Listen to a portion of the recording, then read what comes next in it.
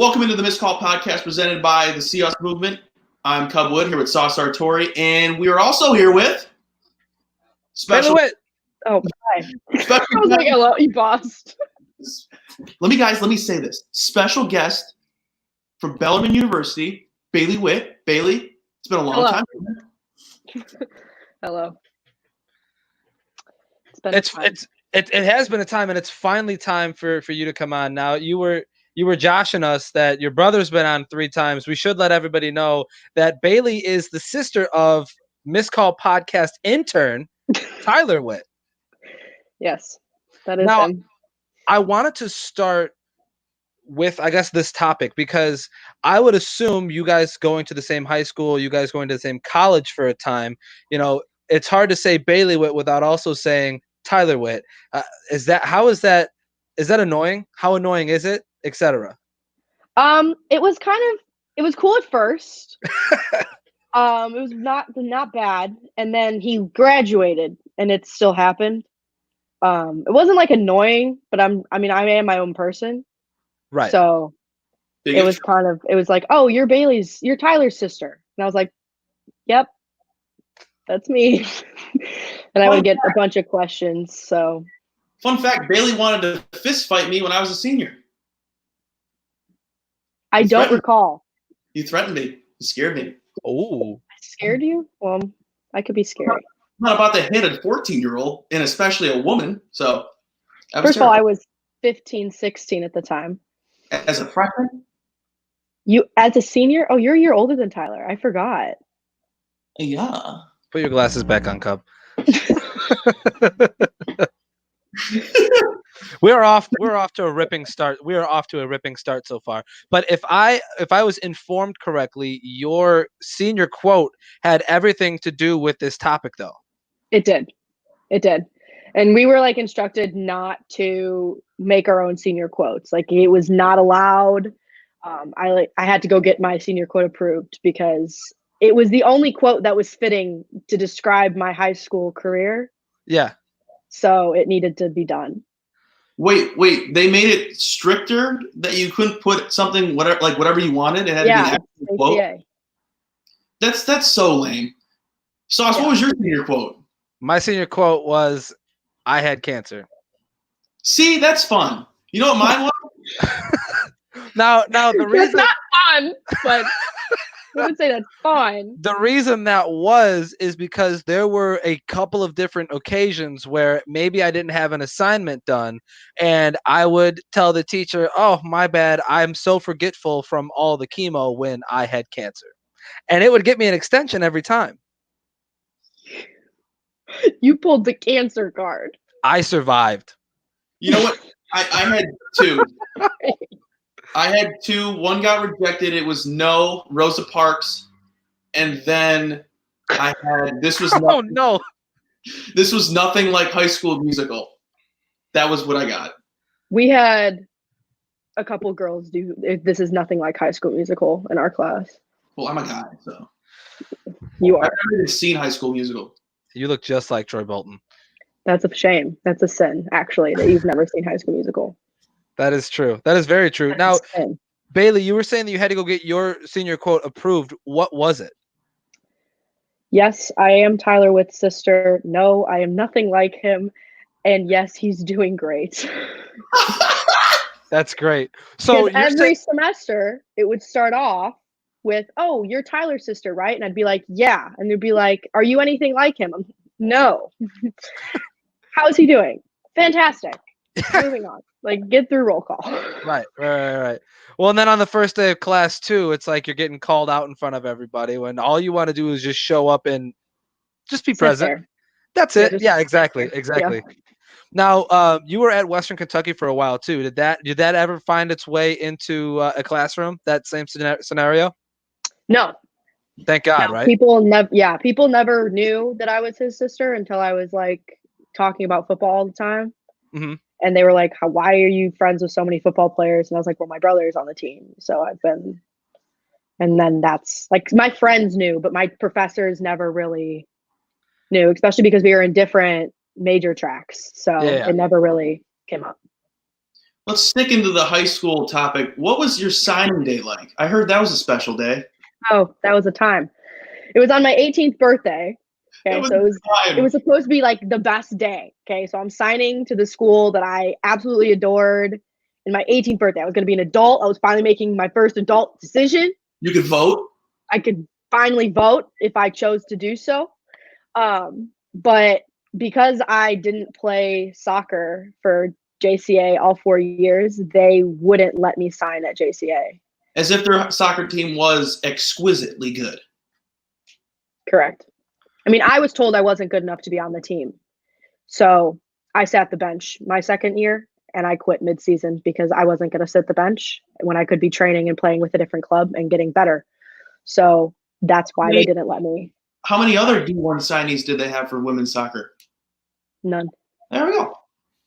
So I'm curious, off of this topic, playing high school soccer and playing club soccer, especially in Northern Illinois, what's the biggest difference? Is it more competitive to do one than the other? And does one give you a bigger leg up on signing with colleges or not?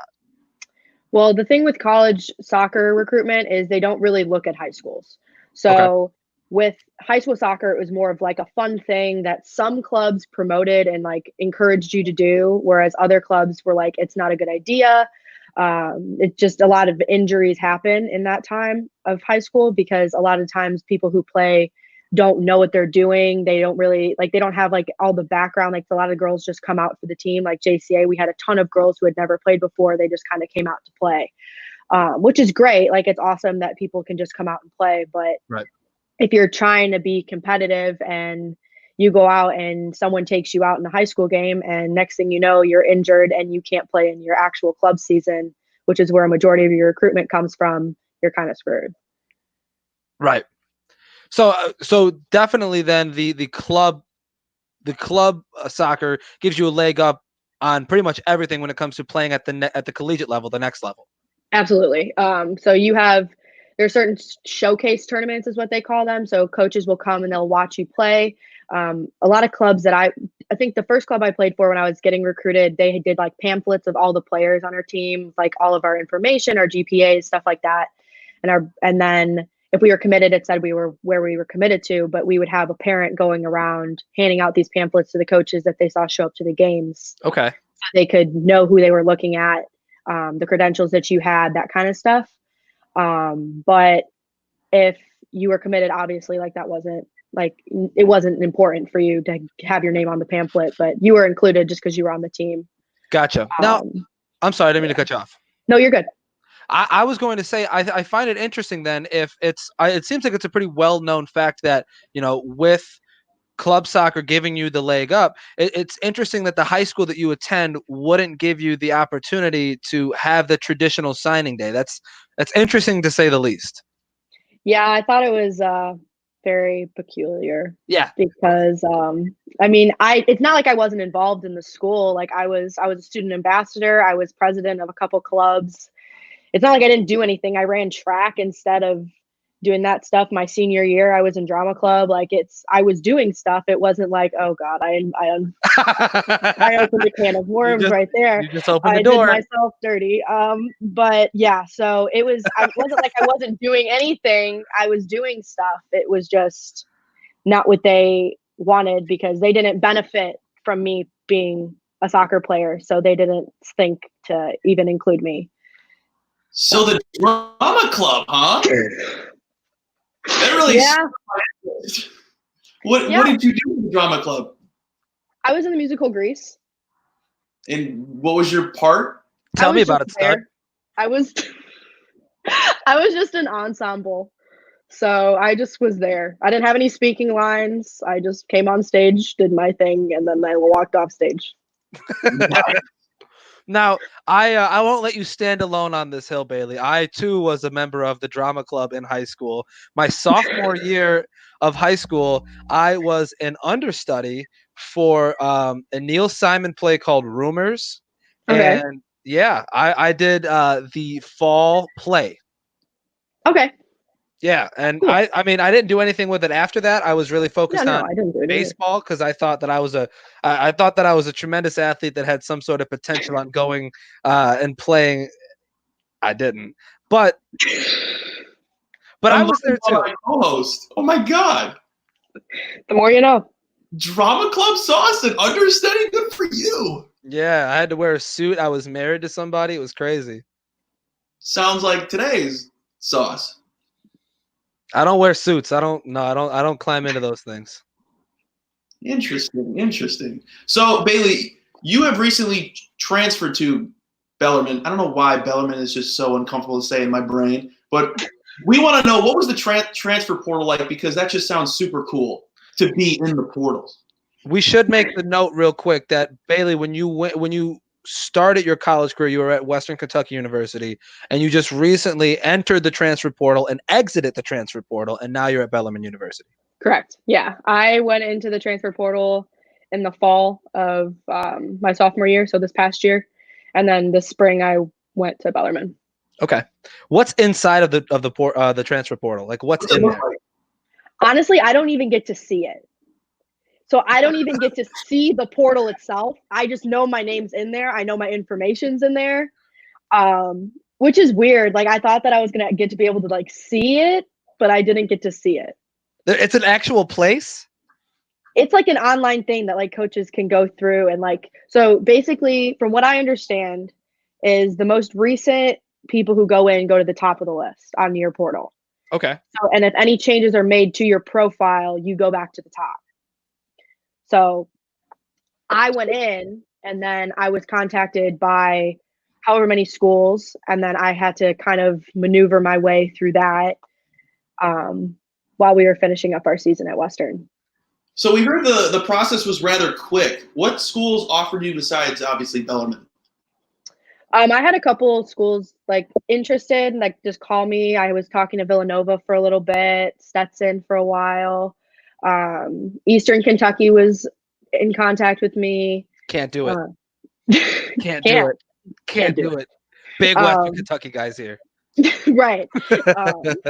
So I was contacted by quite a few, and I think Green Bay contacted me, Northern Iowa, but it was quick. Same conference as UIC.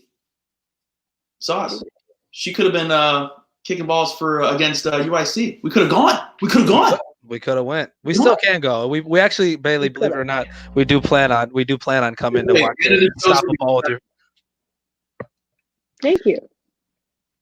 We do plan on still coming to a game though and watch you stop a ball with your face or something cool like that. But I was interested in you saying in the transfer portal, some people never make it out.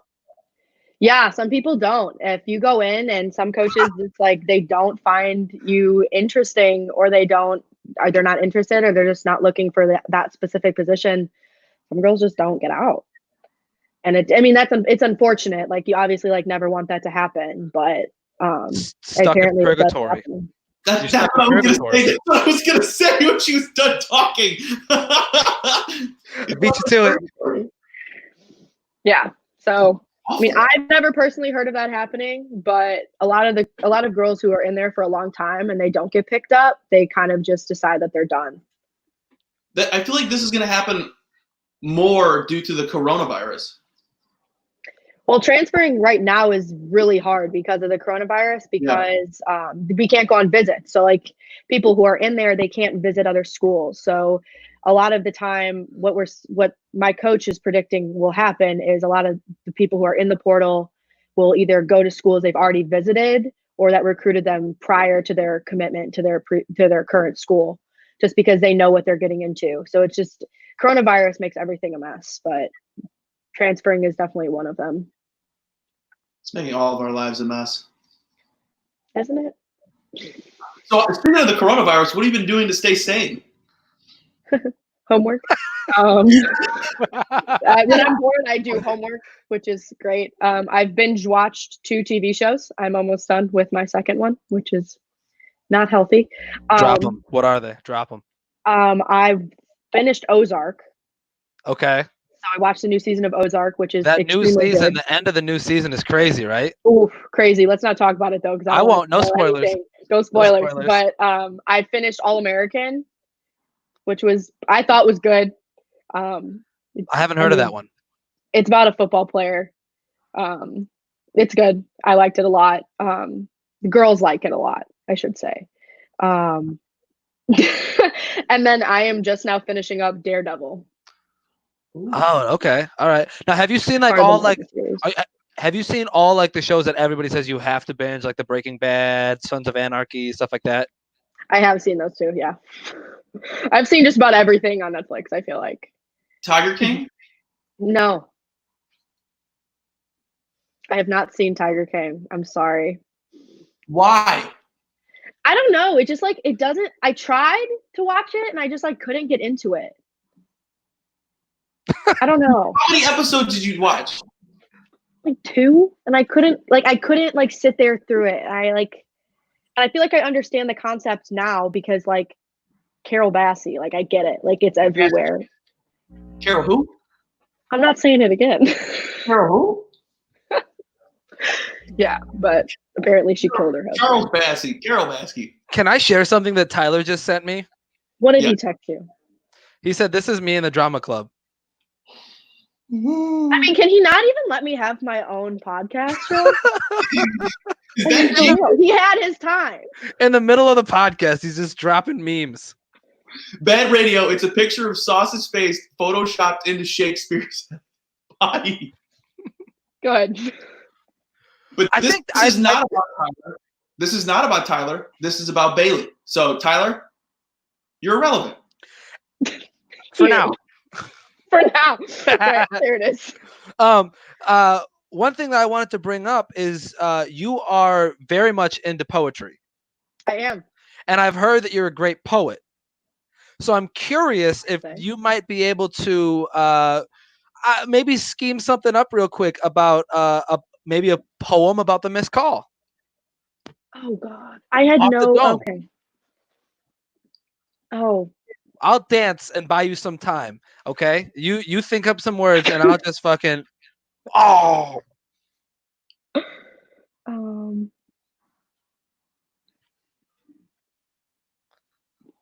It's okay if you can't. I was just gonna put you. No, on I'm the thinking. Hang on. Yeah, give me 10 seconds. Maybe, I don't know. Give us a good haiku. I hate haikus. I'm not even gonna lie to you. It's fake poetry. I got nothing, but I will write one and I'll send it to you. And that's gonna be great content. That's gonna be great content when it comes out. Yeah, when I actually have time to think about it. So you hate haikus. What's your favorite type of poem to write? Probably just free verse. I think free verse poetry is just, I think you get more in depth with the poet than if it's structured. I think some of the structured poems are really cool. I like the 6-word poems. Those are cool. But I like free verse just because you can really interpret it however you want. I don't know. That's typically what I tend to write. So. Gotcha. Now, I would say that poetry is the baseline for like rap and the written word style of music. What would your rap name be? Be Witt. Be Witt, probably. Okay. I don't know. I've never really. I'll have to put it into the Google thing like Post Malone did. Oh. Is that what he did? The generator? I'm pretty sure. That's what he did. I had no idea. If I'm wrong, I'm gonna get so much hate. Somebody did that. I know some rapper did that. I don't know. But what I do know is that you taught at a prison. I did. It was so cool. What was one of the coolest experiences of my life? What was the wildest thing that happened? Well, it wasn't necessarily wild. It was just you walk in and it just the environment itself was just crazy. I walked in, I had to go through I had to get a door unlocked to get me into this tiny room. There's metal detector. I went through the metal detector. You go through another door, which is also locked. And then you go right, it's classrooms, and you go left, it's a juvenile detention center, and it's like it was really neat. I didn't know that those like schools existed. Like I figured they did, but like I'd never like seen one or heard of one. So it's cool. So what did you do? You just like taught. What did you teach essentially? Well, I was in a science classroom for that specific part of my observation. So I got to watch the teacher that I was working with. His name was Mr. Voiles. I got to work with him, and he was really cool about letting me like jump in and help. The kids, I say kids, but they were in high school. The kids really, they really liked having someone come into the building because no one comes to visit them. No one really comes in, which is sad. And the kids they're on parole. So they go home at the end of the day. And if they don't have somewhere to go, they go to a group home. So it's sad, but the kids, they were cool. I thought they were some things they said, they were super funny. I think they just liked having somebody else in the room, honestly. What were some of them in there for? Did you ever find out? I did. Some people were in there for just like theft and like drugs. Nothing really major was in my room. But they did tell me that occasionally they will get like a murderer or a rapist or something like that. It was wild. It's definitely like one of those fields where you have to be strong-willed enough to work there. Not many women do it, but I think it's super cool. Definitely something that I'm gonna look into. So it's obviously this was observation hours for your degree, and you're going into education, if I remember correctly. Correct. When they assign you to this, did you do any research on the school that you were going to, or did you just show up and you're like, oh, this is a prison? Well, I had to email the teacher that I was going to work with before I went to like set up when I was going to come in. So I had to go on their website, and like I did go on their website, but their website looks like normal. So and there was a picture of the building and it didn't look like that. But I pulled up and it was like this big, it's like this big area. Like there was a ton of buildings. Okay. And so you pull up and like half the building is like that I'm going into has like fences and barbed wire, and the other half is normal. And I'm like, why would you send a girl here? Like, I don't understand. Like, it looks like Joliet Central. Worse. Oh my God. Worse. I don't know how it gets that bad. Oh yeah, it was wild. It was crazy. That's craziness. Yeah. I liked going though. I really did enjoy it. Well, it sounds like the baseline for an awesome movie, right? It's like Gridiron. I've never seen really Gridiron. With The Rock, you've never seen it? I don't think I have. Can't say I have either. I've seen a lot of the Rock movies, but I have not seen all of the Rock movies. Well, now I look stupid. Well, Cub. Well, yeah, you're right. I am stupid. I'm stupid. But you know what I'm not stupid about? The discrimination against women athletes. Oh, there's that one. And here's the CS Movement question of the episode. Have you ever been discriminated for being a woman athlete? I think it would be rare if a woman hasn't been discriminated for being an athlete. And it's sad. Honestly, it's really sad. Like you see it on social media all the time. Like a woman will get like an award or something, and you'll just see like comments like "get back in the kitchen" or like, stuff like that. And I'm like, come on, like right, like we're like it's 2020. Like get over it. But personally, like I think the first one honestly would be at JCA when they wouldn't let me sign. Because if it was a baseball player or a football player, like you can't tell me that they would have said no. Like, and I know it's very rare for like a football player to not play for their high school because that's like what you do. But I there's plenty of baseball teams that for high school kids who don't play high school. I'm not like trying to say you're wrong, but I do remember in my class there was a guy that didn't play on the baseball team and he signed, but they wouldn't let him. See, that's wrong. Yeah, I know. Because he goes to school. He goes to school. Any way that you cut it, not letting a kid sign at their high school and have that experience is messed up. And I think all of our opinion, I think in the general public's opinion too.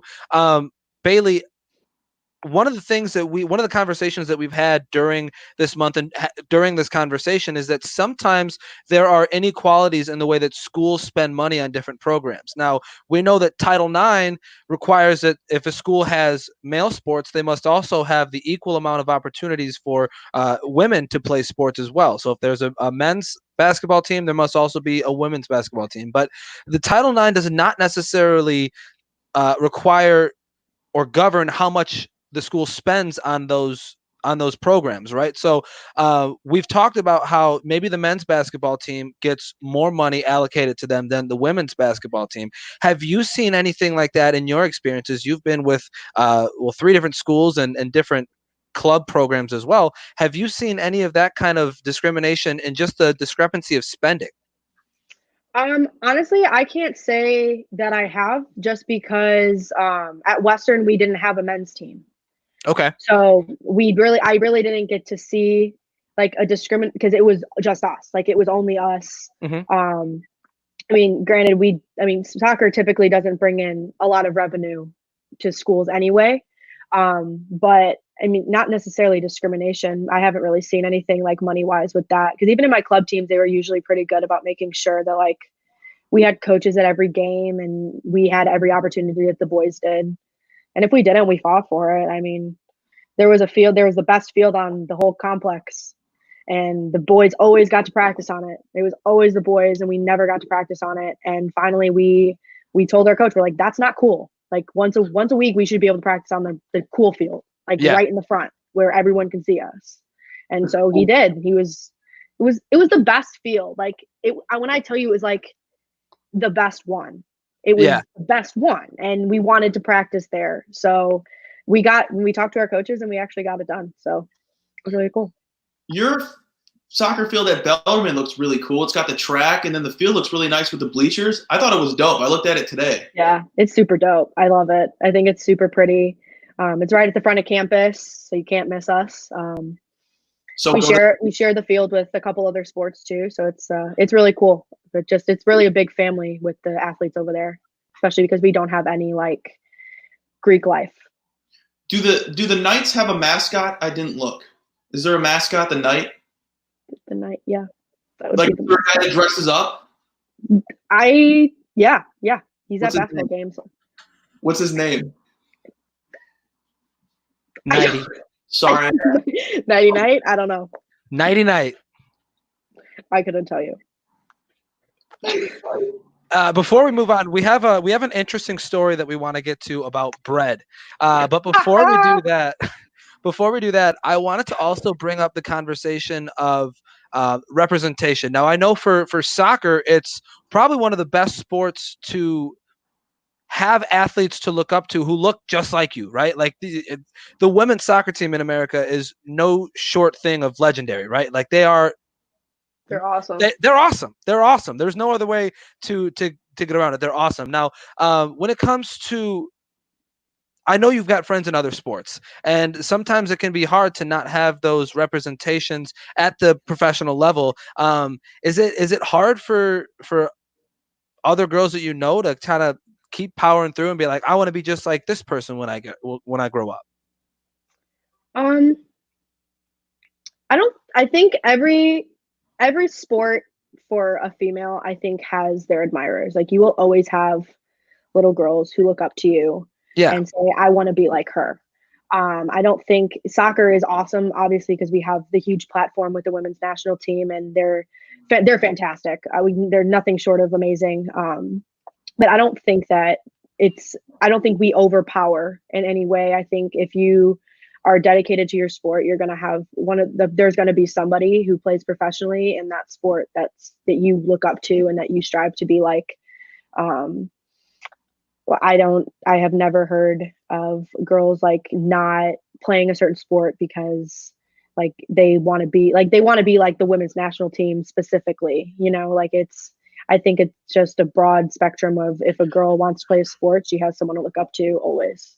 Yeah, well, I mean, the point that I'm trying to get to is like, well, I'll use myself as an example. Like when I'm growing up and I want to be a baseball player, I can point to any number of professional baseball players and be like, I want to be just like them when I get older, right? But I feel even with soccer, and with soccer being so phenomenal, women's soccer being so phenomenal in the United States, there for a long time, I feel, maybe I'm incorrect, that there were few athletes to look up to, right? Like you had like Mia Hamm in the early 2000s. You've got, the entire roster of the women's soccer team now. I guess what I'm trying to point to is that there are fewer people to look up to, and that sometimes if you're not well informed, if like a little girl doesn't have the access to, I guess these women that I'm talking about, it can be hard to have somebody to look up to, right? And somebody that's not being represented on ESPN or any of the highlight shows every single day. Where like I grew up, I saw I'm not Michael Jordan. I have The Last Dance stuck in my head. I grew up watching LeBron on the highlight shows every single day. You know what I mean? Yeah. I guess that's what I was trying to more point towards. Not to say that there are none, but that there are fewer. Yeah.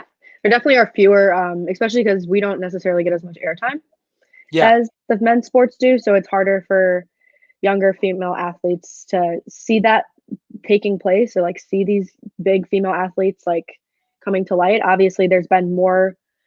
Women's national team has been more in the news now with the free, like the equal pay movement that they've been fighting for a while. Yep. So I think that's been super cool to see as well.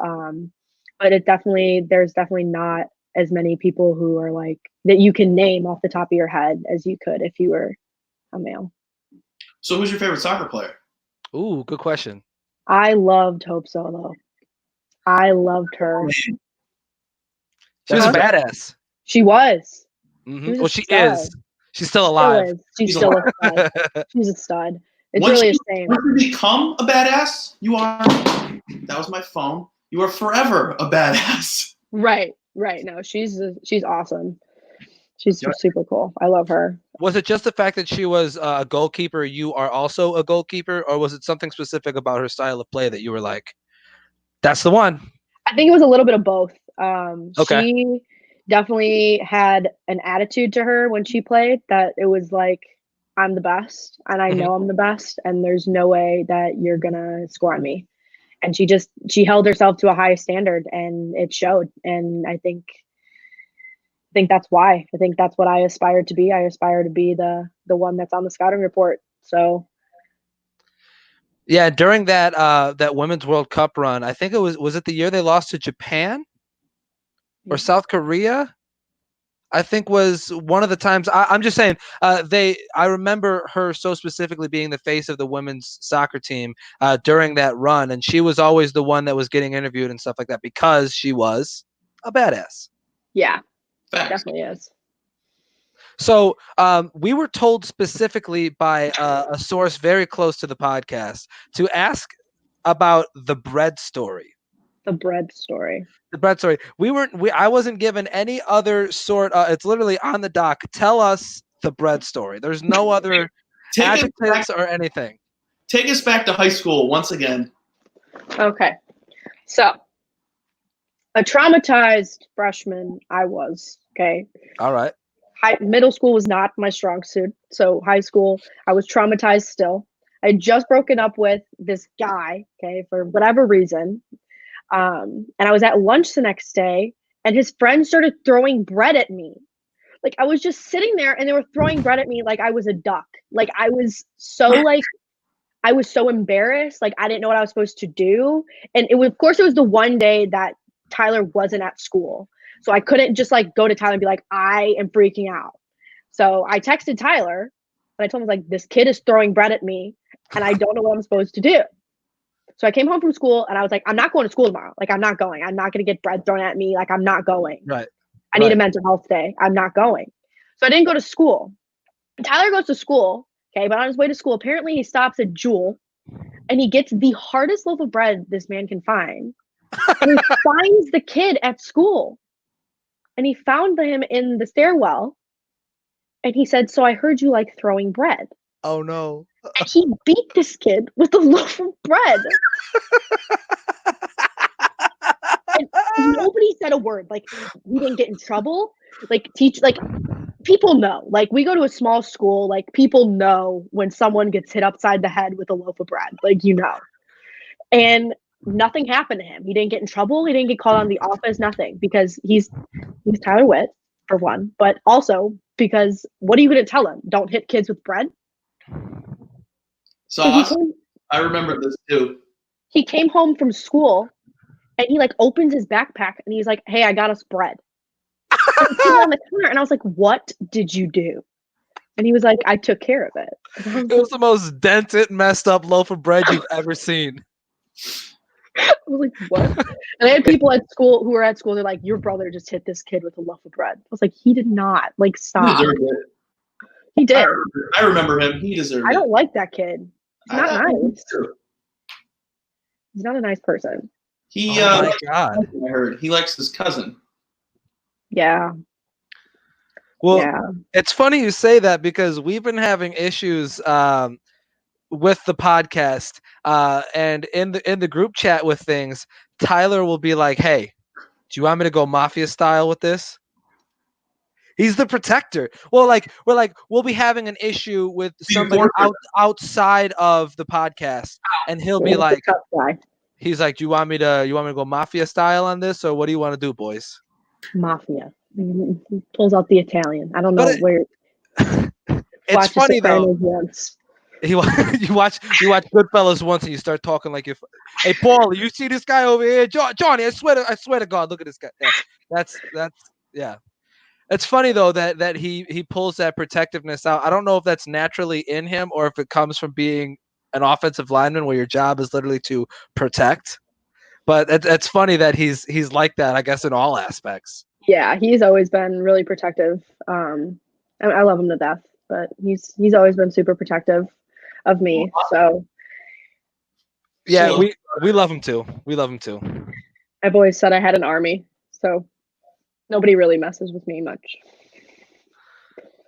Because I mean, if you mess with me and I told Tyler and he does something about it, he has an O lineman army. Like, you're not winning. He's got a collective group of men that are 6'3" or taller, 300 pounds or more. Right. Oh. It looks like a band of Samoan warriors coming after you. Now, go ahead, Tyler. I almost called you Tyler. Go ahead, Cub. I thought you were going to call me Kyle. Go ahead, Kyle. Bailee, here on the pod, when we interview athletes, I like to challenge to certain things with the guests, like he did with your brother. You were there for that. It was electrifying. I was going to say, you were there to watch your brother beat me up for the better part of a half hour. Cub's going to ask you in a second, but do you think you can beat me at anything? Just having watched my physical prowess while fighting your brother in hand-to-hand combat. She could bench more than you. What did you say? I said she could probably bench more than you too, Sauce. I'm gonna say no on that. I'm actually gonna say that's not probably true. But I don't know. It might be faster than you. Let's see what Cub has to throw down in the gauntlet, because he always comes up with these harebrained schemes that we have to record and then put up. And Cub, what is the task that you're putting before me and Bailee? Bailee, do you think if Sauce had 10 tries, do you think he could score a goal on you? No. That was bold. That was really bold. I'm sorry. No. Do you think if you had 10 tries, PK? Oh, well, it's like not even a fair shot right there. Okay, free kick. Free kicks are from a variety of places. It doesn't have a specific spot. I apologize. I'm not very well versed in soccer. Not the free kick, but behind that, what is that? Like the 18-yard box? Yeah. Okay. Yeah. If I got 10 shots from the 18-yard box. 10 shards. 10 shards. I would give you maybe one. One's not bad. One's better than none, Sauce. One is better than none. So if I had 10 shots to stop you from the 18-yard box, how many times would you get it past me? Probably 9 or 8 or 9 times. I have a good shot. I'm not gonna lie. This is gonna be a video. This is going to be content alert. Pew pew pew pew. we're gonna film this. We're gonna find a soccer net somewhere. Don't know where, but we're gonna find one. And Bailee, I'm gonna hit you with the barrage. I'm gonna bend it like Beckham. A barrage. I'm gonna hit you with a barrage of kicks that you've never seen before. I'm gonna bend it like Beckham at a 90-degree angle. It's gonna be coming at your dome. You're not gonna know what to do. Okay. There's more content coming. There's more content coming because Sauce and I want to come to one of your games. And after the game, like when we saw your brother, you have to throw him your glove and be like, "Hey, kid, catch." Okay, might have to get that back though. Like I don't get gear like he does. We'll give it back. We don't get gear like that. No, we'll give it back. We'll give it back. I'm not giving it back. I'm not giving it back. We'll be going to Dick's right after the game. We'll be going to Dick's. That's so funny. And then we'll just have you stick your sweaty hands in there and just tell people there was a game worn. All right. Yeah. Oh yeah, most definitely. And then I'll have, but I think I have a left-handed glove, so I need a right-handed glove. And then I need the other one. That's a whole pair. You need a pair of gloves? No, he's talking about Tyler's. We'll cross that bridge. We'll cross that bridge when we get there. Okay. You got it. I can give you a glove after a game.